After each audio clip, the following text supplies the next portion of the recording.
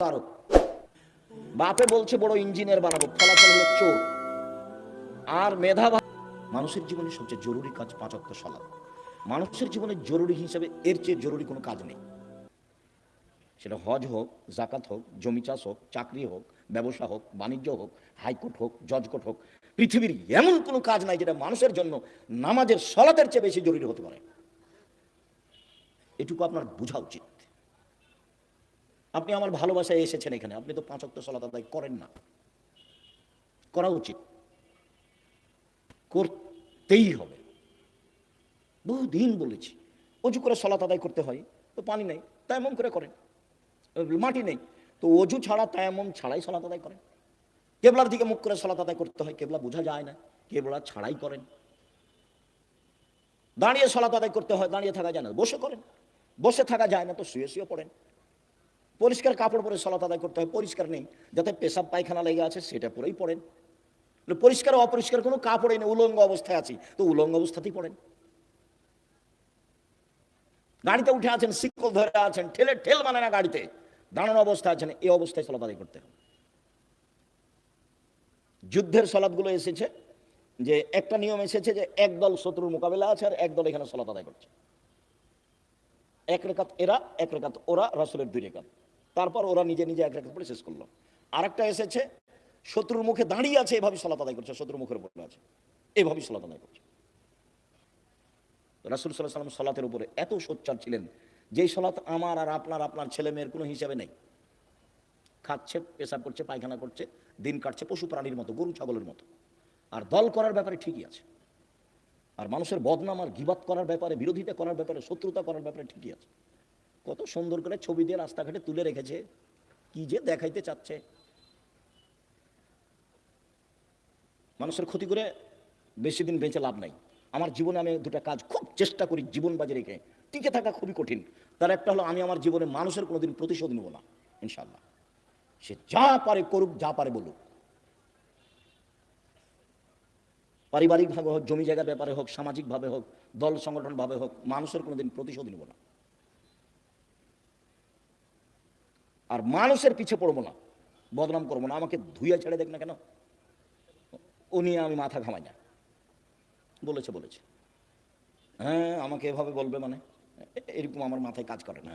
বরং আপনাকে আমি কতদিন বললাম, কেউ যখন গালি দেয় তখন আবার বন্ধ করলে আমি আবার পাল্টা রিং দিয়ে বলি যে ভাইজান, গালি কি আরো বাকি ছিল, হয়তো বা মোবাইলে টাকা শেষ হয়ে গেছে, নাকি গালি দিয়ে নেন। প্রতিশোধ নিয়ে লাভ নাই, ওর পিছনে পড়ে লাভ নাই। আমার আব্বা বলতেন যে ছেলে মেয়ে দুনিয়াতে এসেছে ভাগ্য ছেড়ে এসেছে, তাই তাদের চিন্তা করতে হবে। আমি এখন বলি আব্দুল্লাহ, আব্দুর রহমান, আব্দুর রহিমের চিন্তা করতে হবে, ওরা কি ভাগ্য ছেড়ে এসেছে? ওরা ভাগ্য নিয়ে আসেনি, ওদের তাকদিরে কিছু লেখা আছে তো নাকি? যেদিন আল্লাহ মানুষ সৃষ্টি করেছেন সেদিন 4টা জিনিস লিখেছেন, হায়াতাহা ও মাউতাহা ও রিজকাহা ও মাসাইবাহা। তার মরণ, তার জীবন, তার রুজি, তার অসুখ বেসুখ। করোনা লেখা থাকলে হবেই। 4টা লেখা আছে, 1 মরণ, 2 জীবন, 3 রুজি, 4 রোগ ব্যাধি। আমি এই কথা বলিনি, এই কথা মুহাম্মদ সাল্লাল্লাহু আলাইহি ওয়াসাল্লাম বলেছেন। এটা আমার ব্যক্তিগত কোনো স্বাধীনতা নাই এখানে, এটাকে আমি বিশ্বাস করি এবং খুব শক্তভাবে বিশ্বাস করি। ঢাকাতে এক লোক করোনা হয়েছে, তো আমি দেখবো আর গায়ে হাতে একটু দোয়া করবো। তো আর ছেলে মেয়ে সবাই আছে, খালি আমাকে অনুরোধ করছে যে ওস্তাদ আপনি ভিতরে আসেন না, ওস্তাদ আপনি ভিতরে আসেন না, আপনি আমার আব্বার জন্য বাহির থেকে দূর করেন, দোয়া করেন। বলছি আমি তো আমার অন্তত ধাক্কা খাই না যে তোমার বাপের গায়ে হাত লাগালে আমাকে করোনা ধরবে। ধরেও যদি, তা আমি বলবো না যে এই কারণে ধরেছে, আমি বলবো ওই যে লেখা ছিল সেই জন্য ধরেছে। আমি এত তাড়াতাড়ি পরিবর্তন হতে চাই না, মার্কস দিয়ে ভাগ্য বাড়াতে রাজি নই, এটা করতে রাজি নই। শুনুন, 5 ওয়াক্ত সালাত আদায় করতেই হবে আপনাকে। আজকের জরুরি কথা আপনার সাথে, মানুষের জীবনে কিছু চাওয়া পাওয়া আছে। মানুষ বেঁচে থাকলে সমস্যা নেমে আসে, মামলা মোকদ্দমা হয়, জমি জায়গা লাগে, বাড়িঘর লাগে, কিছু লাগে মানুষকে। তো মানুষ আল্লাহকে বলতে শিখুক। কাকে বলতে শিখবে? আল্লাহকে। ও পারে, আরও যা করে তাকে কেউ ঠেকাতে পারে না, আরও ঠেকিয়ে দিলে কেউ করতে পারে না। আমার কাছে যে কত প্রমাণ আছে, মাঝে মধ্যে বলি না, 2013 সালের 24শে আগস্ট রোজ মঙ্গলবার সকাল 11টার সময় হাঁটাবো বীর হাঁটাবো রূপগঞ্জ নারায়ণগঞ্জ ঢাকায় বলেছিলাম আমার হাতে টাকা নাই, এ কথা সত্য, এখানে প্রতিষ্ঠান গড়বে এ কথা সত্য, ইনশাল্লাহ গড়বেই গড়বে। প্রতিষ্ঠানটা প্রায় এখন 100 বিঘা জমির উপরে, 100 বিঘা। 2016 সালের 17 ফেব্রুয়ারি রোজ বুধবার বিকাল 4টা 4:30টার সময় বলেছিলাম এই ডাঙ্গিপাড়ায়, সেই প্রতিষ্ঠান এখন প্রায় 50 বিঘার উপরে অবস্থান করে, 50 বিঘা। এবছরের জানুয়ারিতে ছাত্র ছিল 2200, প্রায় 5000 ছেলে মেয়ে পড়াশোনা করে, 300 জন শিক্ষক শিক্ষিকা, প্রতি মাসে বেতন লাগে 40 লক্ষ। অথচ আমি নিজেকে মনে করছি আমি হলাম কচুর পাতার পানি। কচুর পাতার পানি বুঝেন না, একটু বাতাস আসলে কেমন হয়, এই পড়লো এই পড়লো এই পড়লো। মানে আমি ভিত্তি দিয়ে, বংশ দিয়ে, নিজের ব্যবসা দিয়ে, ক্ষমতা দিয়ে জামিয়া সালাফিয়া চালাই না। চলে কিভাবে আমি নিজেই বুঝতে পারি না, তো আমার আবার ক্ষমতা কি। সম্মানিত দিনী ভাই বোন, 6-7 নভেম্বরে আছে, একদিনের ভালোবাসা গড়াইন না, নইলে আমি তখন আর আসতে চাইবো না। মাঝে মধ্যে যাবেন, ভালোবাসা গড়াবেন, পত্রিকা নেবেন। আপনার টাকা দিয়ে এতগুলো পত্রিকা ছাপে, কত জানো, প্রায় 16,000 পত্রিকা ছাপে, আল ইতেসাম পত্রিকা। তা আপনি মনে করেন না যে আমার টাকা দিয়ে ছাপাই, আপনার টাকা দিয়েই ছাপাই। তাহলে আব্দুল রাজাক সাহেব কই, আমার বাঘ মারা বাড়ি, আমি তো কোনোদিন টাকা দিইনি। তা আপনি দেননি, কেউ দেয় না, এটা হয় কিভাবে? প্রায় 500-র অধিক এতিম এবং অসহায় মানুষ আছে, তাদের রুজি হয় কিভাবে? কেউ দেয় নাহলে কিভাবে হয়? ওখানে কি মারিয়ামের মতো আল্লাহ দিয়ে যায়, জিবরাইল দিয়ে? মারিয়ামের খালু জাকারিয়া বলছে, মারিয়াম এ কি ফল, অসময়ের ফল যে, শীতের দিনে রাজশাহীর ফজলি আম। ফজলি আম ছিল না, এমনি বলছি, শীতের দিনে অসময়ের ফল। তখন মারিয়াম বলছেন, হাজা মিন ইন্দিল্লাহ, এগুলো কোথা থেকে এসেছে? আল্লাহর পক্ষ থেকে এসেছে। এমন তো আর এখন নয়, মানুষই দেয়। এত বড় প্রতিষ্ঠান মানুষের সহযোগিতাই চলে। অবশ্যই যাবেন 6 তারিখ 7 তারিখে, দেশ বিদেশের আলেম ওলামা থাকবেন। আর ইবতেসাম এলাহি জহির, এহসান এলাহি জহির পাকিস্তানের ছেলে, ইবতেসাম এলাহি জহির থাকবেন, আরও কে কে থাকবেন আমি এটা জানি। সম্মানিত দিনী ভাই বোন, রাতের সালাত, রাসূল সাল্লাল্লাহু আলাইহি সাল্লাম বলেন, ইন্না শায়তান ইয়াকিদু আলা রাসিয়াতে আলা কাফিয়াতে রাস আহাদিকুম, যখন তোমাদের কোনো ব্যক্তি রাতে ঘুমায়, তখন শয়তান তার মাথায় চুলে গিরা লাগায়, 3টে গিরা লাগায়, চুল থাক আর না থাক, চুলে গিরা লাগায়। এজরুবু আলা উকদাতিন, ওই গিরার উপর এভাবে হাত দিয়ে থাবা মারে আর বলে, উরকুদ, ঘুমাও, লাইলান তবিল, রাত লম্বা, রাত লম্বা, ঘুমাও, রাত লম্বা। এভাবে শয়তান এরকম করে। ফাইনিস্তাই কাজা আহাদকুম, তোমাদের ব্যক্তি যদি এখন কেউ ঘুম থেকে উঠে যায়, জেগে যায়, যাকার আল্লাহ, তারপর বলে আলহামদুলিল্লাহ যে আহ্যানা বাদা মামাতানা ওই লাইন দেশ, ওই আল্লাহর প্রশংসা যে আল্লাহ আমাকে মরণ দেওয়ার পরে জীবন দিল। একটু আগে মরণ দিয়েছিল, এখন আবার কি করলো? জীবন দিল। ওরে আমি প্রশংসা করছি। এইটুকু বললেই একটা গিরা খুলে যাবে। শয়তান যত বড়ই পাওয়ারফুল ক্ষমতার অধিকারী হোক না কেন, আমি দোয়া পড়েছি, ঘুম থেকে উঠে গিরা খুলে যাবে। ওয়াইন তাওয়াদ্দা ইনহাল্লা তোদ্দা, তারপরে যদি অজু করে তা আরেকটা গিরা খুলে যাবে। ওয়াইন সল্লাহ ইনহাল্লাত ওকদা, যদি সলাত আদায় করে তাহলে আরেকটা খুলে যাবে। ফাসবাহা নাশিতান তয়্যিবান নাফসে, এখন এই লোকটা সকাল করবে খুব উৎফুল্ল মনে, হাসি খুশি মুখে, উৎফুল্ল মনে, হাসি খুশি মনে, দেখতে ভালো লাগবে, কাজ করতে ভালো লাগবে, প্রশান্তির সাথে সকাল করবে। ওয়াইল্লা, এমনটা যদি না হয়, আসবাহা খাবিসান নাফসে কাসলানা, তাহলে ও সকাল করবে কেমন কেমন মুখে, বিবর্ণ মুখে, কেমন কেমন মুখে, ঘৃণিত মুখে, অলস চেহারায়। 7-8টার দিকে উঠবে, মুখটা দেখে কেমন কেমন লাগবে। কেন? শয়তানের মুখে পেশাব করে দিয়েছে, কানে পেশাব করে দিয়েছে। শয়তানের ক্ষমতা খুব বেশি, ক্ষমতা এত বেশি ক্ষমতা। আল্লাহ যখন বললেন এই সরে যা, আমি যে তোকে বললাম যে আদমকে সিজদা কর, তো সিজদা করলি না কেন? বলে আদম মাটির তৈরি, আমি তো আগুনের তৈরি। ও নিম্নমুখী, আমি ঊর্ধ্বমুখী, আমি কেমনে তাকে সিজদা করি? সর এখান থেকে, সর, তোর অহংকার বেশি, সর এখান থেকে সর। তখন বলছে আচ্ছা ঠিক আছে সরে যাও, আমার একটা কথা। হ্যাঁ কি কথা? আমাকে কিয়ামত পর্যন্ত বেঁচে থাকার সুযোগ দিতে হবে। কার দাবি এটা? শয়তানের। তা আল্লাহ বললেন ঠিক আছে দিলাম, এলা ওয়াক্তি মালুম, একটা সময় পর্যন্ত দিলাম। যেমন পেয়েছে সময়, তেমনি বলছে ওয়া ইজ্জাতিকা, তোমার সম্মানের কসম, আল্লাহকে বলছে ইয়া রাব্বি, শয়তান বলছে, ইয়া রাব্বি, হে আমার প্রতিপালক, তোমার সম্মানের কসম, লাউজ্ঞানিল ইনসানা মা দামা তারহুম ফি আসারিহিম, আদমের ছেলে মেয়েকে পাপ করাবো করাবো করাবো, ওকে আমি ভুল পথে নিয়ে যাব যাব যাব, ওর দেহে যতদিন শ্বাস আছে আমি তাকে পাপই করেই ছাড়বো, ও কেমনে জান্নাতে যায় তা আমি দেখে ছেড়ে দেবো। এ কথা শয়তান বলল। আপনি বুঝতে পারছেন না, কোরআন মাজিদে শত জায়গাতে এসেছে, সব খারাপকে আপনাকে ভালো করে দেখায়, যত খারাপ তত আপনার কাছে প্রিয়। ল্যাংটা ছবি আপনার কাছে ভালো লাগে কেন? জেনা ভালো লাগে কেন? দোকানে বসে আড্ডা পিটতে ভালো লাগে কেন? হই হুল্লাড় করে চিল্লাচিল্লি করতে ভালো লাগে কেন? মানুষের বদনাম করতে ভালো লাগে কেন? মানুষকে জেল হাজতে দিতে ভালো লাগে কেন? মিথ্যা কসম সাক্ষী দিতে আপনাকে ভালো লাগে কেন? সব ছুঁচামি, নোংরামি, শয়তানি, জঘন্য কাজ আপনাকে ভালো লাগে কেন? সব শয়তান আপনার মাথায় সারাদিন পাকায়, সেজন্য ভালো লাগে। তো বলেছে আমি ওকে জাহান নামে নিয়ে যাব, কেমনে জান্নাতে যাই তা আমি দেখে ছেড়ে দেবো। এটা আল্লাহর সামনে তার কসম, বলছে তোমার ইজ্জতের কসম, আমি ওকে জাহান নামে নিয়ে যাব, আমি একাই যাব। তাহলে পৃথিবীতে সবচেয়ে বেশি রিক্সে জীবন কাটায় কে বলেন তো? শয়তান। ওর চেয়ে রিক্সে, খুব বেকায়দায়, খুব বিপদগ্রস্ত অবস্থায় আর কেউ নেই শয়তান ছাড়া। আর তার কাজ আবার কমে গেছে। কেন? ইহুদিদের কাছে তার কোনো কাজ নাই। আমাদের চাঁপাই নবগঞ্জে বলে শয়তান হলো 14 ইলিমের পড়া, মানে বিদ্যা আছে সব। ইহুদি তো জাহান নামে যাবেই, তো ওখানে গিয়ে কি করবে? খ্রিস্টান তো জাহান নামে যাবেই, তো ওখানে গিয়ে কি করবে? হিন্দুরা তো জাহান নামে যাবেই, তো ওখানে গিয়ে কি করবে? যারা কাদিয়ানি তারা তো গেছে, যারা শিয়া তারা তো গেছে, আকিদায় মার খেয়েছে যারা, তারা তো জাহান নামে যাবে। তো তাহলে শয়তানের কাজ সব জায়গা থেকে ঘুরে এসে যারা কোরআন হাদিস পড়ে, মানতে চায়, সালাত আদায় করতে চায়, এখানে আছে।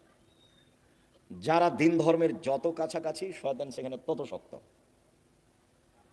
এখন আল্লাহ যদি বলতেন এই শয়তান কিছু করতে পারবি না, যা কিছু করতে পারবি না, তাহলে খুব ভালো হতো। তো এখন আল্লাহ বলছেন যে আচ্ছা ঠিক আছে, ওয়া ইজ্জতি ওয়া জালালি ওয়া ইরতেফায়ে মাকানি, আমার সম্মানের কসম, আল্লাহ বলছেন আমার সম্মানের কসম, আমার মর্যাদার কসম, আমার ইজ্জতের কসম, আদমের ছেলে মেয়ে যতবার ক্ষমা চাইবে ততবার ক্ষমা করে দেব। এইটা বললেন, তার মানে ক্ষমা চাওয়ার একটা পালা থেকেই গেল। আমাকে আপনাকে বাঁচতে হলে দিন রাত ক্ষমা চেয়েই বাঁচতে হবে। মানে আস্তাগফিরুল্লাহ ওয়া আতুবু ইলাইহি তাসবিহ করে নিতে হবে। তাসবিহ, শ্বাস চলে যেমন অজান্তে, মুখে থুথু আসলে ফেলে দেন যেমন অজান্তে, সময় আসলে খাওয়া রেডি হয় যেমন স্বাভাবিকভাবে, তেমনি জীবনে স্বাভাবিকভাবে আসতে হবে আস্তাগফিরুল্লাহ ওয়া আতুবু ইলাইহি, আস্তাগফিরুল্লাহ ওয়া আতুবু ইলাইহি। চলছেন, ফিরছেন, উঠছেন, বসছেন। আল্লাহ বললেন যে ঠিক আছে, আদম সন্তান যতবার আমাকে বলবে আমার ভুল হয়েছে ততবার আমি ক্ষমা করে দেবো, এইটা বললেন। কিন্তু বললেন না যে তুই কিছু করতে পারবি না, এটা বলেন।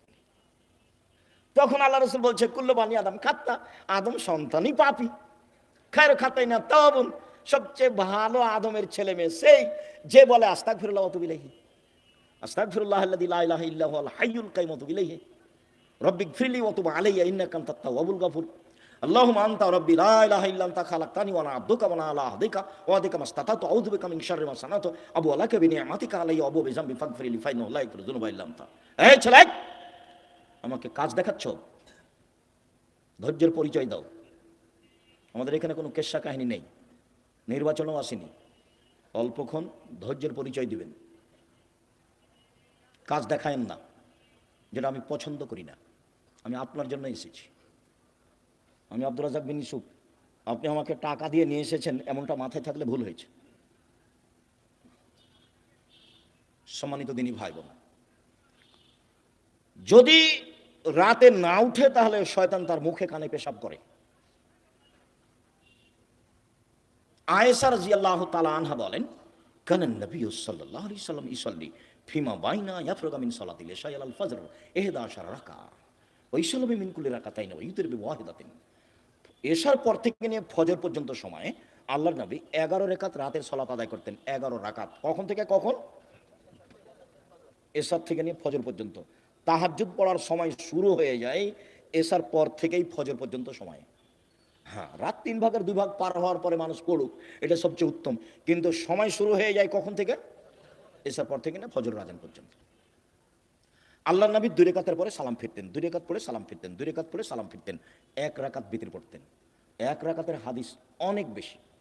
আপনার জন্য বইটা লিখেছিলাম রাসূল সাল্লাল্লাহু আলাইহি ওয়াসাল্লামের সালাত বনাম প্রচলিত সালাত।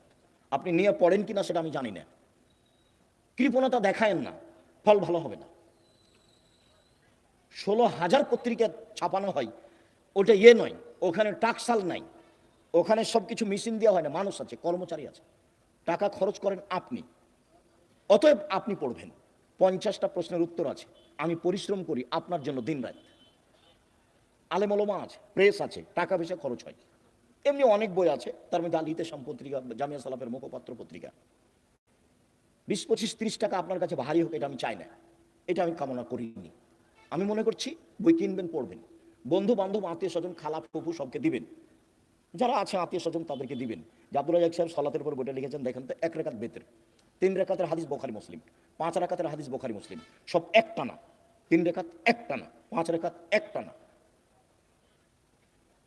বিকল্প কি সেটা আপনাকে আমি বলতে চাইনি, আমি আপনাকে বলতে চাচ্ছি বোখারি মুসলিমের হাদিস এইভাবে। বুঝাতে পারিনি মনে হয়। সম্মানিত দিনী ভাই বোন, উমামা বাহেলি রাদিয়াল্লাহু তাআলা আনহু বলেন, রাসূল সাল্লাল্লাহু আলাইহি সাল্লাম বলেছেন, আলাইকুম বিকিয়ামিল লাইল, পৃথিবীর মানুষ, তোমাদের রাতে সালাত আদায় করা জরুরি। আল্লাহ নবী বলছেন, আমি বলিনি এই কথা। পৃথিবীর মানুষ, মহিলা পুরুষ, তোমাদের রাতে সালাত আদায় করা জরুরি। কেন? হুয়া কুরবাতুন লাকুম ইলা রাব্বিকুম, রাতে সালাত আদায় করলে তোমরা তোমাদের প্রতিপালকের নিকটে হতে পারো। রাতে সালাত আদায় করলে তোমরা তোমাদের প্রতিপালকের নিকটে হতে পারো। 2, মুকাফফিরাতুন লিসায়াত, রাতে সালাত আদায় করলে পাপ মিটে যায়। 3, মানহাতুন আলিল ইসম, রাতে সালাত আদায় করলে আপনার থেকে পাপ দূরে সরে যায়। যারা খুব চেষ্টা করছে পাপ ঠেকাতে পারছে না, আব্দুর রাজ্জাক বিন ইউসুফের বক্তব্য শুনে কতবার যে কান ধরে কসম করলো আর কোনোদিন কোনো মেয়ের সাথে কথা বলবো না, কিন্তু টিকতে পারে না। 2 মাস 4 মাস পরে কথা বলে, বিড়ি সিগারেট খাবো না, তো 2 দিন 4 দিন পরে আবার শুরু করে, দোকানে বসে আড্ডা পিটবো না, সপ্তাহ পার হয়নি, পরের দিন দেখছে দোকানের সামনে বসে আছে। তাহলে বুদ্ধি কি? বহু ছেলে, বহু লোক বলে আমাকে, আব্দুর রাজ্জাক সাহেব টিকতে পারি না, কোনো পথ আছে? ভাইজান, আমি তো আর কোনো জাদুমন্ত্র দিতে পারছি না, পথ এটাই। তাহলে রাতে উঠে 2 রাকাত সালাত আদায় করে আল্লাহকে বলেন। যদি মনে করেন যে এখনই বন্ধ করে, তাহলে এভাবে উঠাবেন, আর যদি বলো বন্ধ করেন তাহলে এভাবে উঠাবেন। চাপ দিয়ে বলতে হবে, বন্ধ করতেই হবে। বন্ধ করবো না মানে করতেই হবে। তুমি তো পারো, তুমি তো এমন সত্তা নও যে পারবা না, তবু আমি বলছি। তার নাম হলো আজিজ, ওর নাম পরাক্রমশালী। ওর নাম কি? আজিজ, পরাক্রমশালী, তাকে কেউ ঠেকাতে পারে না। কাদির, সব কিছু করতে পারে। তো সবই যে পারো, আমি বলছি আমি একটা মানুষ, আমি পাপ করতে চাই না, তুমি বন্ধ করবা না কেন? তুমি সত্যিটা বন্ধ করে দাও। আপনি খুব চাপ দিয়ে বলবেন, হাত তুলে বলবেন, খুব বিনয়ের সাথে কান্নাকাটি করে চাপ দিবেন, বন্ধ হবে ইনশাল্লাহ, হবেই। রাতে সালাত আদায় করলে 3টে।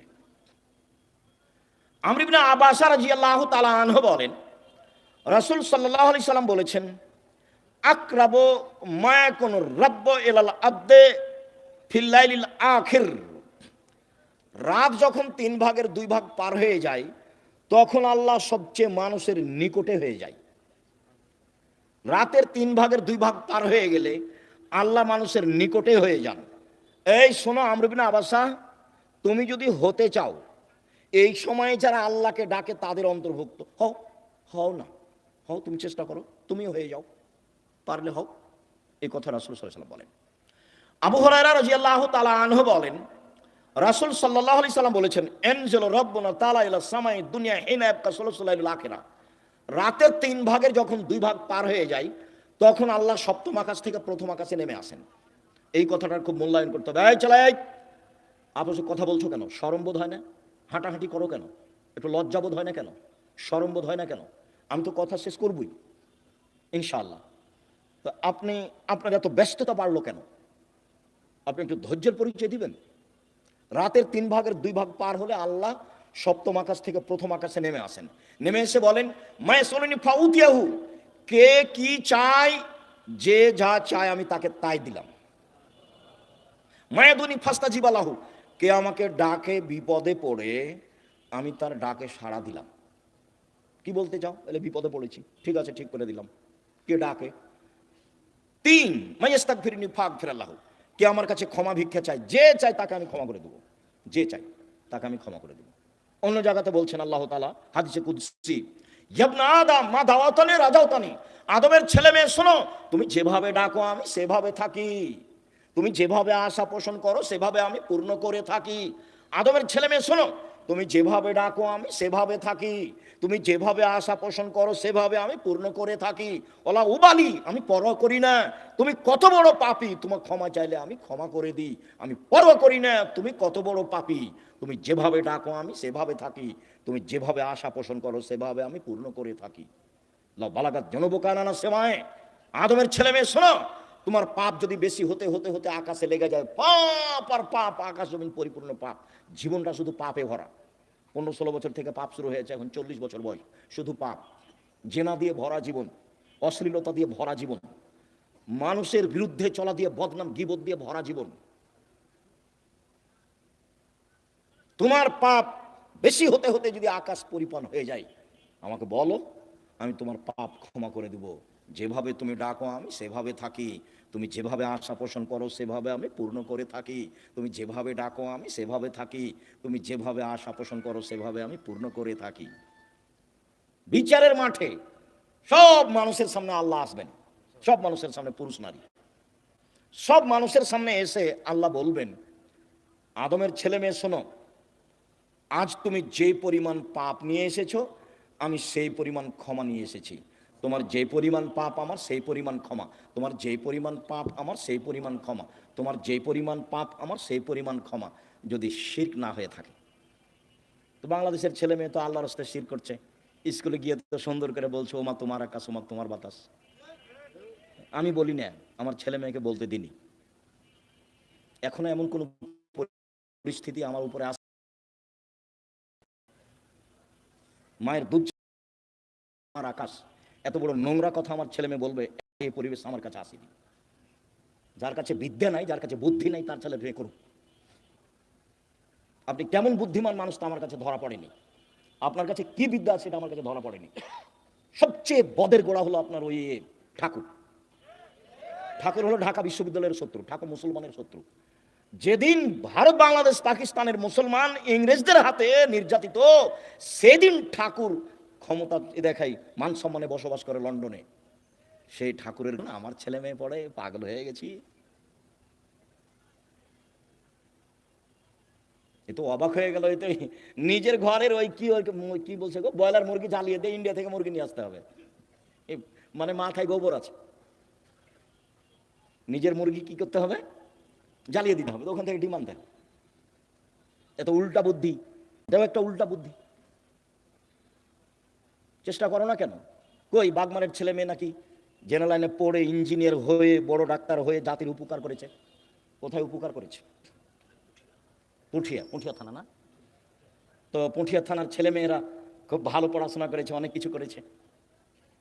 আমি তো বলছি প্রায় 30 বছর থেকে, আমি তো 30 বছরের ওই সেই কত বালানগরে এসেছিলাম বহুদিন আগে, সেদিন আমি বলেছি তোর বাপের আকাশ, সব সময় বলছি, আমি তো ঘৃণা জানাই। সম্মানিত দিনী ভাই বোন, রাতে উঠে আল্লাহকে কিছু বলতে হবে। আল্লাহ আমার আর আপনার কথা শোনার জন্য প্রতীক্ষমান। আল্লাহ নেমে আসেন আমার কথা শোনার জন্য, আর আমি ঘুমিয়ে থাকি, তাহলে এটা কেমন হলো? বুঝাতে পারলাম না কথা মনে হয়? আল্লাহ নেমে আসেন আমার জন্য, আর আমি কি করি? ঘুমিয়ে থাকি। একটা কথা মধ্যে মনে রাখেন, আমি ঘুমিয়ে থাকি এর অর্থ এই নয় যে সবাই ঘুমিয়ে থাকে। সবাই ঘুমিয়ে থাকে না, কেউ না কেউ আল্লাহকে বলে যে ঠিক আছে তাহলে আমাকে এটা করে দাও, ঠিক আছে তাহলে এটা আমাকে করে দাও, এভাবে বলে। আমর ইবনে আস রাদিয়াল্লাহু তাআলা আনহু বলেন, রাসূল সাল্লাল্লাহু আলাইহি সাল্লাম বলেছেন, মান কামা বিআসরি আয়া লাম ইগফাল মিনাল গাফিলিন, কেউ যদি রাতে উঠে 10টা আয়াত পড়ে, 10টা, তাহলে সে গাফেল নয়, এটা লিখে দেওয়া হবে। 2, মান কামা বিমিআ আয়া কুতিবা মিনাল কানিতিন,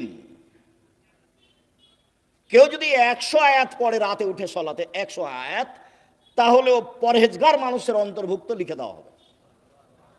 অমান কামা বে আলফে আয়া, কেউ যদি রাতে 1000 আয়াত পড়ে কুতিবা মিনাল মুকান্তিরিন, তাহলে পৃথিবীতে সর্বোচ্চ মর্যাদার অধিকারী যারা, তাদের সাথে এও বড় বড় মর্যাদার অধিকারী, ইব্রাহিম আলাইহিস সালাম এরকম যারা বড় বড় মর্যাদার অধিকারী, আপনি যদি রাতে 1000 আয়াত পড়েন, যদি এটা ভারী, তো 100 আয়াত তো পারবো, 10 আয়াত তো পারবো। আবু হুরায়রা রাদিয়াল্লাহু তাআলা বলেন, আল্লাহ রাসূল বলেছেন, মান কামা ইস্তাইকাজা, যে ব্যক্তি রাতে উঠলো, স্ত্রীকে উঠালো, 2 রাকাত সালাত আদায় করলো, কুতিবা মিনাজ জাকিরিনা জাকিরাত, যারা আল্লাহকে ডাকে ওদের একটা তালিকা আছে, এদের স্বামী স্ত্রীকেও সে তালিকা লিখে দেওয়া হবে। উঠি না কেন, পারি না কেন? আজকে সোমবার, সিয়াম ছিলেন? 32 বছর থেকে 30 বছর থেকে বলে আসছি, কেন সিয়াম ছিলেন না? আজ তো সোমবার, কেন থাকলেন না? এই ছেলে, এই সোমবারে সিয়াম থাকতে হবে কেন? কেন নবী থাকতেন বলো? সাপ্তাহিক মানুষের পাপ নেকি রিপোর্ট পেশ করা হয় কি কি বারে? সোমবার আর বৃহস্পতিবার। তা আমাদের নবী বলছেন যে আমি ভালোবাসি, আমার রিপোর্টটা দেখার সময় আল্লাহ দেখুক যে সিয়াম অবস্থায়। নেও নেও আমার রিপোর্ট নেও, সিয়াম অবস্থায় নেও। তো মোহাম্মদ সাল্লাল্লাহু আলাইহি সাল্লাম চাইতেন তার রিপোর্টটা আল্লাহর কাছে পেশ করার সময় কি অবস্থায় দেখাতে চাইতেন? সিয়াম অবস্থায়। তা আপনি চান না কেন? মুরব্বী ভাইজান, আপনি সিয়াম ছিলেন আজকে? চুপ হয়ে যাচ্ছেন কেন? এই কি সুলি ফাঁসি নাকি? এই কি হাইকোর্ট জজকোর্ট নাকি? আদাত হয় না কেন? অভ্যাস হয় না কেন? ওইটা বাদ দিয়ে এটা করেন। বৃহস্পতিবার সোমবার সিয়াম থাকার চেষ্টা করেন। আর রাসূল আদর্শ দিয়ে গেলেন, আর আমি এমনি দুনিয়া থেকে চলে গেলাম, জীবন পার করলাম, তাহলে হবে? তাহলে হবে না। সম্মানিত দিনী ভাই বোন, রাসূল সাল্লাল্লাহু আলাইহি সাল্লাম বলেন, কেউ যদি ঘুম থেকে উঠে বলে লা ইলাহা ইল্লাল্লাহু ওয়াহদাহু লা শারীকা লাহু লাহুল মুলকু ওয়া লাহুল হামদু ওয়া হুয়া আলা কুল্লি শাইইন কাদির ওয়া সুবহানাল্লাহি ওয়া আলহামদুলিল্লাহি ওয়া লা ইলাহা ইল্লাল্লাহু আল্লাহু আকবার লা হাওলা ওয়া লা কুওয়াতা ইল্লা বিল্লাহ, তাহলে এখন যা বলবে আল্লাহ সেটা মেনে নেবেন। যেটা বলবেন সেটাই শুনবেন, যেটা বলবেন সেটাই শুনবেন। ঘুম থেকে উঠে এই দোয়াটা পড়তে হবে, লা ইলাহা ইল্লাল্লাহু ওয়াহদাহু লা শারীকা লাহু লাহুল মুলকু ওয়া লাহুল হামদু ওয়া হুয়া আলা কুল্লি শাইইন কাদির ওয়া সুবহানাল্লাহি ওয়া আলহামদুলিল্লাহি ওয়া লা ইলাহা ইল্লাল্লাহু আকবার ওয়া লা হাওলা ওয়া লা কুওয়াতা ইল্লা বিল্লাহ। অবশ্য জাবের রাদিয়াল্লাহু তাআলা আনহু বলেন, আল্লাহর নবী বলেছেন, মামিন মুসলিমিন ইয়াবিতু আলা যিকরিল্লাহি তাহিরান, কেউ যদি ওযু করে ঘুমায়, দোয়া পড়ে ঘুমায়, ওযু করে ঘুমায়, দোয়া পড়ে ঘুমায়, এখন ঘুম থেকে উঠে আল্লাহর কাছে যা চাইবে সেটা দিয়ে দিবেন। মায়াসসালু মিন খাইরিন মিন আমরি দুনিয়া ওয়াল আখিরা, ইহকাল পরকালের যেটা চাইবেন সেটা দিয়ে দিবেন, যেটা চাইবেন সেটা দিয়ে দিবেন। এই কথাটা লাগানো আছে ওযু করে ঘুমাতে হবে। কি করে ঘুমাতে হবে? ওযু করে ঘুমাতে হবে। জি, উপস্থিত দিনী মুসলিম বোন, বুঝতে পারছেন কিছু? না হইচই করে এসেছেন আর হইচই করে যাচ্ছেন? কিছু আল্লাহকে ডাকতে শিখুন, বলতে শিখুন। আল্লাহ রাসূল বলছেন যে কুরাইশদের মহিলারা সবচেয়ে উত্তম। কেন? 2টা কাজে তারা বেশি আগ্রহী, যত্নবান। এক, নিজের ছেলেকে লালন পালনে তারা খুব যত্নবান, এই জন্য সবচেয়ে ভালো। 2, স্বামীর সম্পদকে হেফাজতে খুব সতর্ক, এই জন্য ভালো। আল্লাহ রাসূল বললেন যে একজন মহিলা ভালো হতে পারে তার 2টা গুণে। এক, বাচ্চাকে ভালোভাবে লালন পালন করে। 2, স্বামীর অর্থ সম্পদকে ভালোভাবে দেখাশোনা করে, নষ্ট করে না। যখন আল্লাহ রাসূল বলেন খায়রুন নিসায়ে, সবচেয়ে উত্তম নারী কে? এক, স্বামীর সাথে কথা বললে হাসি মুখে বলে। 2, স্বামী আদেশ করলে পালন করে। 3, স্বামী যখন বাড়িতে থাকে না তখন নিজেকে হেফাজতে রাখে আর স্বামীর অর্থ সম্পদ হেফাজতে রাখে। ভালো নারী। কিভাবে সংসার করেন জানা নাই। আপনার জীবনে আমার পক্ষ থেকে 2টা উপদেশ থাকছে। একটা হলো স্বামীর সামনে অভিমান করবেন না, অভিমান নেই। অভিমান বলে কোনো জিনিসই নেই। অভিমান করলেই শয়তান আপনার ক্ষতি করবে। অভিমান কি? অভিমান আমাকে স্বপ্নপুরী দেখাতে নিয়ে গেল না। অভিমান কি? নাটোরের রাজবাড়িটা আমাকে একদিন দেখতে নিয়ে গেল না। অভিমান কি? এই কুরবানিতে একটা শাড়ি দিল না। এগুলো অভিমান। অভিমান করলেই শয়তান সুযোগ পায়। আর যদি আপনি বলতে শিখেন, যেভাবে আপনি রাখবেন আমি সেভাবেই খুশি, মোটা কাপড়ে আপনি খুশি তো আমি খুশি, চিকন কাপড়ে আপনি খুশি তো আমি খুশি, আমার পক্ষ থেকে প্রতিবাদ নেই, অভিমানও নেই, তো শয়তান কি করবে তাহলে? তো শয়তান মুখ বন্ধ করে সরে যাবে। আর যদি খালি অভিমান করেন আর যদি পূর্ণ না করে থাকে, তাহলে সারা রাত শয়তান আপনাকে বলবে হলো হলো 3 মাস আগে একটা কথা বলেছিলি সেটাও মানেনি, গত রমজানে একটা শাড়ি চেয়েছিলি সেটাও মানেনি, হলো তোর কোনো কথাই মানবে না। তখন ঘুম থেকে উঠেও বলে যে তোর সংসারই করবো না, যা তুই আমাকে বাদ দে, তুই সংসারই করবো না, এখনই ছেড়ে দে, এখনই ছেড়ে দে, আমি তোর সংসার করবো না। তখন এ নিরুপায় হয়ে বলে যে যা তাহলে করবি না তো কি করবো, আর 1 তালাক 2 তালাক 3 তালাক যা। যেমন 3 তালাক বলা হয়েছে তখন আর শয়তান নেই, চলে গেছে। এখন দুইজনই ফ্রি। ইন্না লিল্লাহি ওয়া ইন্না ইলাইহি রাজিউন। এইবার ছেলে মেয়ে 3টে, যে খুব ঝামেলা। কয়েকদিন পরে দেখবেন স্বামী কাঠগড়ায় একদিকে আর স্ত্রী কাঠগড়ায় একদিকে। কয়েকদিন আগে একসাথেই ছিল। অভিমান করবেন না জীবনে। আপনি আমার দিনী বোন, আপনাকে আমি খাটো করতে আসিনি। অভিমান নেই আর প্রতিবাদ নেই। তুমি এই কথা বললে কেন? তোমার মা আমাকে কথা বললো কেন? তোমার বাপ আমাকে কথা বললো কেন? তুমি তোমার মায়ের কথা আমি শুনতে এসেছি? এরকম কোনো কথা চলবে না। ধৈর্যের পরিচয় দিতে হবে, সহ্য ধৈর্যের পরিচয় দিতে হবে, তাহলে সংসার সুন্দর হবে, শয়তান সুযোগ পাবে না। আর আপনাকে বলি, আপনি কোনো সময় মুখ খারাপ করিয়েন না। যখন সাহাবীগণ বললেন আল্লাহর নবী, আমরা স্ত্রীদের কি হক আদায় করতে পারি, ওরা আমাদের কাছে কি পায়, আল্লাহ রাসূল 1 নম্বরে বললেন, আতেমা মাতায়েমতা তুতেমা মাতায়েমতা, তুমি যেভাবে খাও সেভাবে খাওয়াবা, খাওয়া দিয়ে কথা শুরু। তাকসুহা মাক্তাসাইতা, তুমি যে মানের কাপড় পরো সেভাবে পরাবা। ওলা তুকাব্বে, কটু কথা বলবো না, গালি দিতে হয় না, স্ত্রীকে মারতে হয় না, নিন্দা করতে হয় না, গালি দেওয়া হবে না, সমস্যা আসতেই পারে।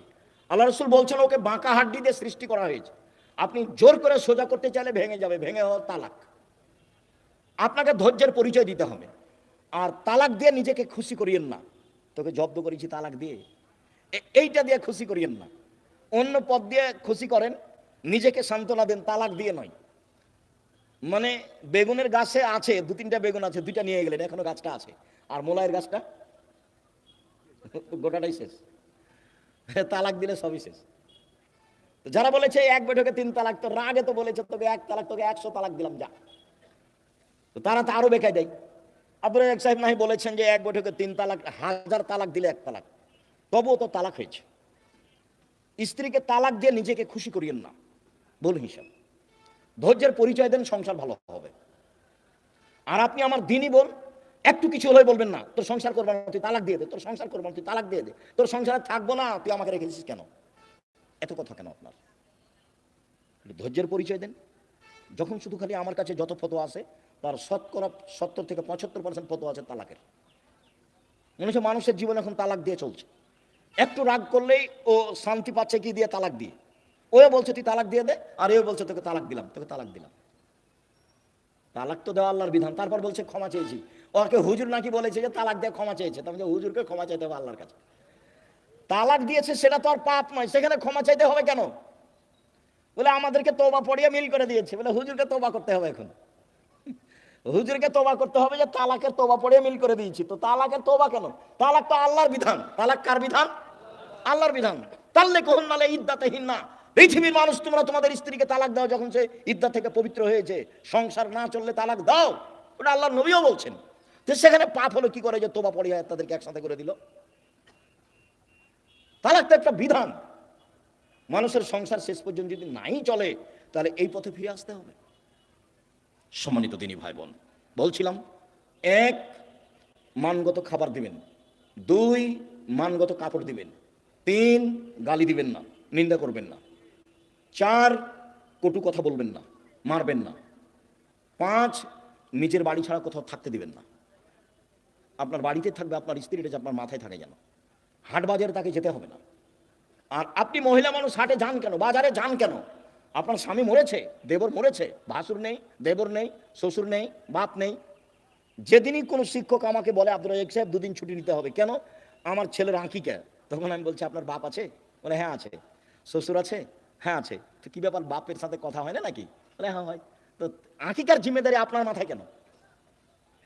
আপনার বাপের সাথে সম্পর্ক কেমন? আপনি টাকা দিয়ে বলেন আব্বা এটা খাসি কিনে নিয়ে আসেন, 2টা খাসি কিনে নিয়ে আসেন, আঁকিকা দেন, আপনার বাপও খুশি হবে। হ্যাঁ বেশ, আমার ছেলে আমাকে বলেছে ছেলের কাজ করতে বাপকে খুব ভালো লাগবে, তে মাতাপুরি করতে যাচ্ছে।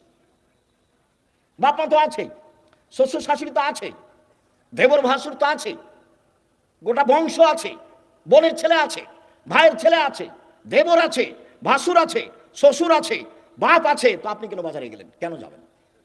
কেন যাবেন আপনি? আপনার পা বড় হলো কেন? কে বলেছে আপনি পরহেজগার? আপনার গায়ে তো ফ্যাশন বোরকা দেখা যায়।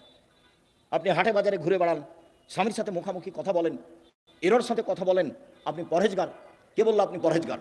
বলে হিসাব দেখবেন, তাকো 1 মিনিট, এই ছেলে খেয়াল করে এদিকে তাকো, পরহেজগারিতে দেখাচ্ছে। যা জিবরাইল ইলান নবী সাল্লাল্লাহু আলাইহি সাল্লাম, জিবরাইল নবীর কাছে আসলেন।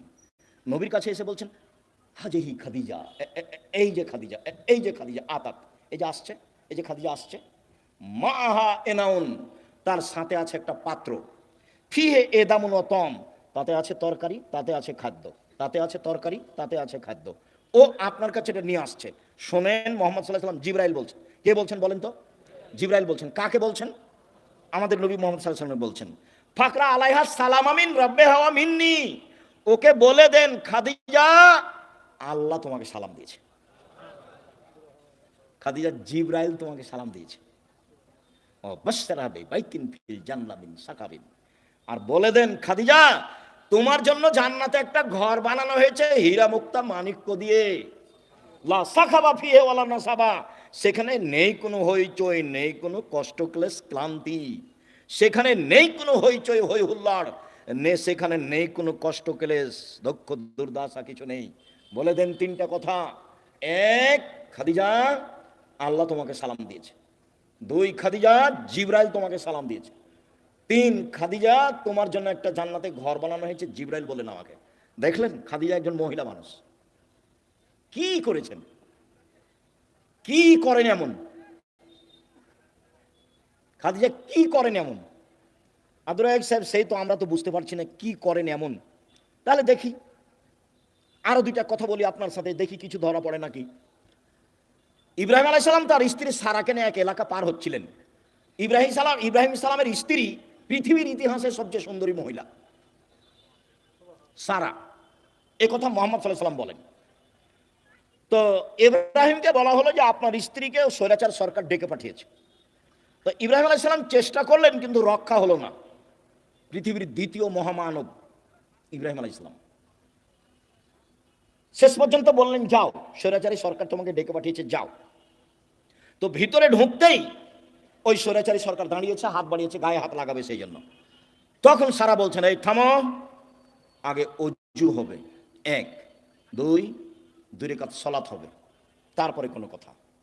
অজু করে দুই রাকাত সালাত আদায় করে বলছে, আল্লাহুম্মা, হে আল্লাহ, ইন কুনতু আমানতু বিকা ওয়া রাসূলিকা, আমি সারা যদি তোমাকে মেনে নিয়ে থাকি যে তুমি আল্লাহ, আমি সারা যদি তোমার নবী ইব্রাহিমকে নবী বলে মেনে নিয়ে থাকি যে ইব্রাহিম নবী, আমি মেনে নিলাম। তিন, আমার জিন্দেগিতে যদি আমি আমার লজ্জা স্থানকে আমার স্বামী ছাড়া কাউকে ব্যবহার করতে না দিয়ে থাকি, এই কথা তিনটা যদি আমার সত্য হয়ে থাকে, নির্জনে এই স্বৈরাচারী শাসক যেন আমার গায়ে হাত লাগাতে না পারে। কথা শেষই হয়নি, উল্টে পড়ে গেছে ও। দেখলেন না ইমানের দাবি কেমন? পারবেন? হাটে বাজারে হ্যাঁ করে হাঁটছেন না, ঘুরে বেড়াচ্ছেন, কি দিয়ে হবে? বাড়িতে যেমন টিভি চলছে, স্বামী তো কেমন আপনি ভালো জানেন। আপনার স্বামীকে আমি খাটো করে কষ্ট আপনাকে দিতে চাই না, তবে আপনার স্বামী কাপুরুষ আমার কাছে ধরা পড়ে, এটা ঠিক। আপনি আমার দিনী বোন, এদিকে এদিকে দেখেন, এক, বেশি কিছু আমল নয়। এক, আমি নবীকে মেনে নিয়েছি, আমাদের নবী মুহাম্মদ সাল্লাল্লাহু আলাইহি ওয়াসাল্লাম আমরা মেনে নিয়েছি, আমাদের নবীকে মুহাম্মদ সাল্লাল্লাহু আলাইহি ওয়াসাল্লাম আমরা মেনে নিয়েছি। দুই, আল্লাহকে মেনে নিয়েছি যে তুমি আছো, সবকিছু করতে পারো, তুমি আজিজ, এ তো মেনে নিয়েছি। তিন, জিন্দেগিতে জেনা করিনি, এইটা আমাকে দিতে হবে, দিয়ে দাও। তো আল্লাহ বলেন ঠিক আছে দিব। ও মানুষ, আমি মানুষ নাই, ও পারে, আমি পারি না। তাকে দেয় আল্লাহ, আমাকে কেন দেয় না? দিবেই তো, দিতে হবে। আমি যেটা চাচ্ছি সেটা আল্লাহকে কি করতে হবে? দিতেই হবে। দেরি হলেও দিতে হবে, দিতেই হবে। আমি মানুষ, আমি অধিকার রাখি। আমি পাপী হলে কি হবে? আমি তো বলছি আমি গুনাহগার, তুমি আমাকে ক্ষমা করো, এটা আমাকে দিয়ে দাও।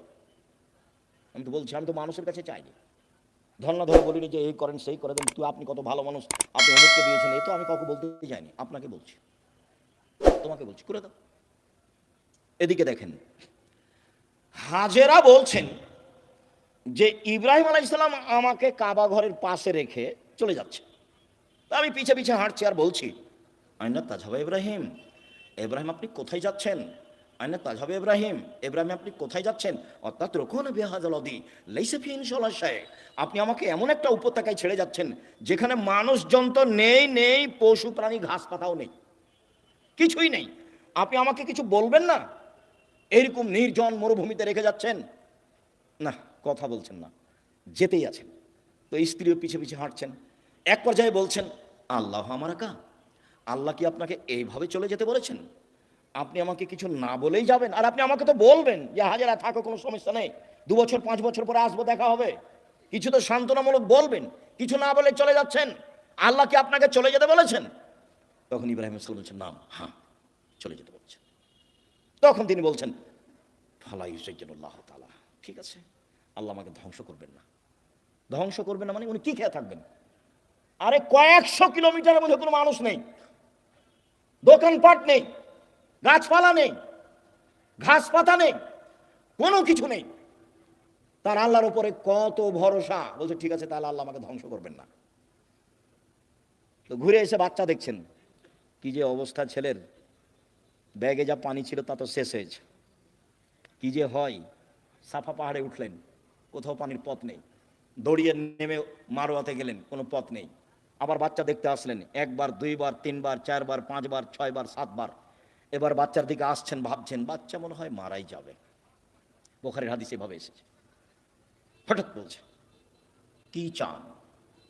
কে? আমার পানির প্রয়োজন।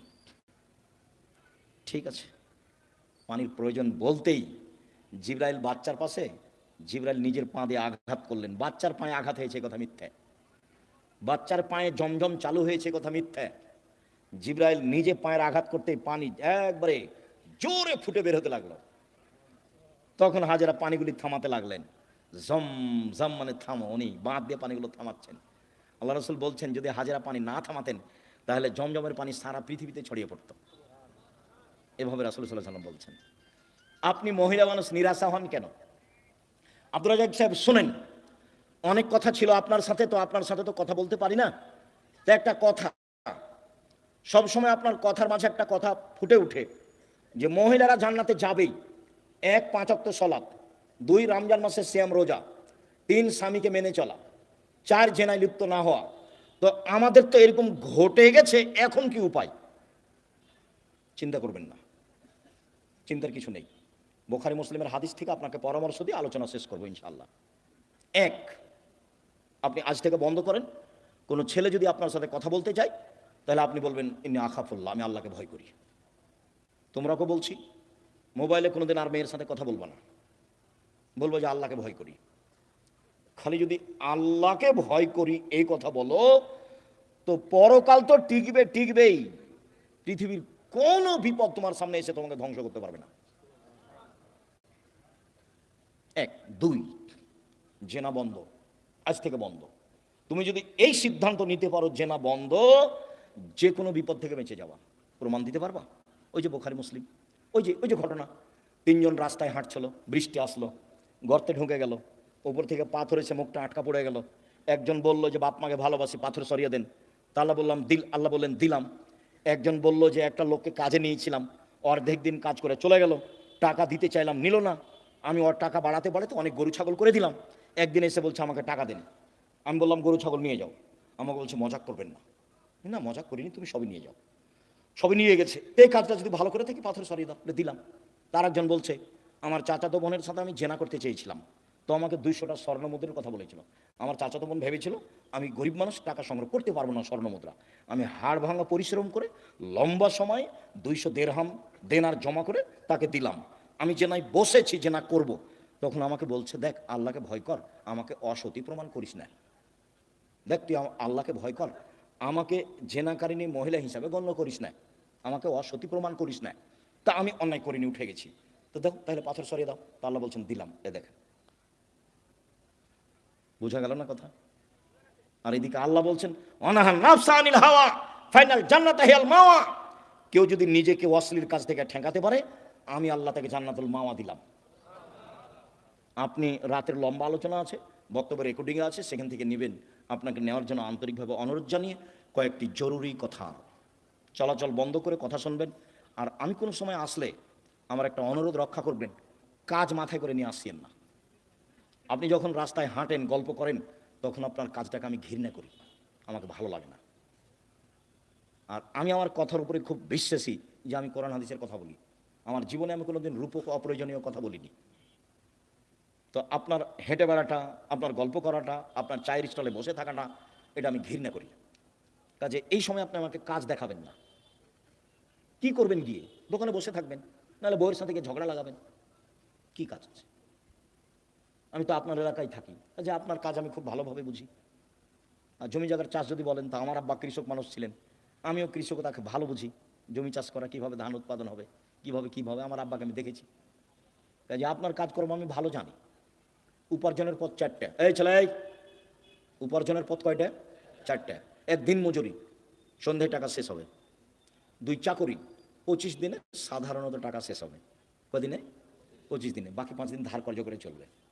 3, জমি চাষ, মাস শেষে বছর শেষে লাভ লস সমান বা লস বেশি। এবার আলুতে খুব লস থাকলো। 4, ব্যবসা। তখন আল্লাহ রসুল বলছেন, সত্যবাদী বিশ্বস্ত ব্যবসায়ীরা নবীর সাথে থাকবে। তাহাজ্জুদ পড়ে থাকা যায় না। 2টা মেয়ের লালন পালন করলে নবীর সাথে থাকা যাবে। 2টা মেয়ের, 3টে মেয়ের লালন পালন করলে নবীর সাথে থাকা যাবে। একটা সহজ পথ নবীর সাথে থাকার, কি? সত্যবাদী বিশ্বস্ত ব্যবসায়ী। আমি বলিনি এই কথা, মোহাম্মদ সাল্লাল্লাহু আলাইহি ওয়াসাল্লাম বলছেন। আত-তাজির আস-সাদিক আল-আমিন এখনো ইয়ামাল কিয়ামা শুহাদা সিদ্দিকুন আন-নবী অন-নবী। সত্যবাদী বিশ্বস্ত ব্যবসায়ীরা বিচারের মাঠে সিদ্দিক, সোহদা, নবীদের সাথে থাকবেন। এটা আমার মুখের কথা নয়। 2, আর তিজারাত মাল কিজবাল হালাল। ব্যবসাতে মিথ্যা কথা এসে যায়, ব্যবসায় কসম চলে আসে। ফাসুবহু বিসাদকা, দান করে মিটিয়ে দাও। তো দিন মজুরি করলে তো দান করতে পারবেন না, ও তো সন্ধ্যায় টাকা শেষ হয়েছে। চাকরি করলে তো 25 দিনে গেছে, কয়েকদিন ধার কর্য করে গেছে। আর জমি চাষ করলে তো লাভ লস সবই সবাই বুঝে। তাহলে কিছু করতে হলে কি করতে হবে? ব্যবসা। রিস্ক নিয়ে ব্যবসা করতে হবে, পিছু হওয়ার কোনো সুযোগ নেই। আব্দুর রাজ্জাক সাহেব, আমি করেছিলাম 10 লাখ টাকা লস, চিন্তা করবেন না, পিছু হটার সুযোগ নেই, ব্যবসায় করতে হবে। তবে যে ব্যবসা ধরে আছেন সেটাকে সহজে বাদ দিয়ে আরেকটা করতে যাবেন না, ওটা আল্লাহ রসুল না করেছেন। হ্যাঁ, এইটার চেয়ে একটা ভালো ব্যবসা আপনি বুঝতে পারছেন আপনার বিদ্যা বুদ্ধি দিয়ে, তখন ওটা শুরু করবেন। একটা টোটালি ছেড়ে দিয়ে আরেকটা যাবেন না, নাহলে মায়ের খাওয়ার সম্ভাবনা আছে। তাহলে রুজি উপার্জনের সবচেয়ে উত্তম পথ কোনটা? ব্যবসা। আমি চকলেট দিয়ে ব্যবসা করতে বলিনি, আমি বলেছি সবচেয়ে কম পয়সার ব্যবসা কি? চকলেট। আমি বলিনি যে চকলেটেরই ব্যবসা করতে হবে। আমি বলেছি শ্বশুরের কাছে যৌতুক নিও না, চকলেটের ব্যবসা করো। তা আমি কি চকলেটেরই ব্যবসা করতে বলেছি, না লোন লাগবে না, কিদের ব্যবসা কিসের করতে হবে? কম টাকার, তাহলে লোন নেওয়া লাগবে না। কলার ব্যবসা করতে বলেছি, লোন নেওয়া লাগবে না। আর কলকাতায় হিরোইন কিনে ঢাকায় বিক্রি করতে নিষেধ করেছি, শ্বশুরের কাছে টাকা নিতে নিষেধ করেছি, খুব শক্তভাবে নিষেধ করেছি। এবং কথা বলেছি, ভিক্ষা করার টাকা দিয়ে চাউল কিনে ভাত খেয়ে ইবাদত কবুল হবে, শ্বশুরের কাছে যৌতুক নিয়ে এসে টাকা দিয়ে চাউল কিনে ভাত খেয়ে ইবাদত কবুল হবে না। শ্বশুরের কাছে টাকা নেওয়া জুলুম, ওটার নাম কি? যৌতুক। সন্ধ্যা হতে হতে টাকা ফেরত দিতেই হবে যে কোনো মূল্যে। নিজে উপার্জন করে খেতে শিখো, দিন মজুরি করে খাও, সহজ পথ। ব্যবসা করো ছোট, সহজ পথ। শুকরিয়া, জাযাকুমুল্লাহ খাইর। সম্মানিত দিনী ভাই বোন।